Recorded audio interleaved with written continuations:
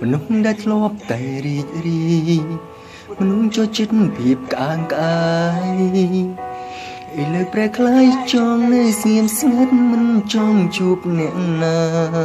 យល់អារម្មណ៍មួយនេះទេបេះដូងលែងមានម្ចាស់ការអង្គុយនៅស្ងៀមទឹកភ្នែកក៏ចង់ប្រាប់ថាបេះដូងខ្ញុំត្រូវជឿផ្សាព្រោះបាត់បង់រូបអូនធ្វើចិត្តមិនបានភ្លាមសុំយំឲ្យអស់យំឲ្យធូរនៅទីនេះកំពុងមានមនោគោចិត្តរំលាងការពិតប្រងញញឹមទាំងទ្រូងឈឺផ្សាពេលនេះម៉ោងនេះខ្ញុំកំពុងឯកា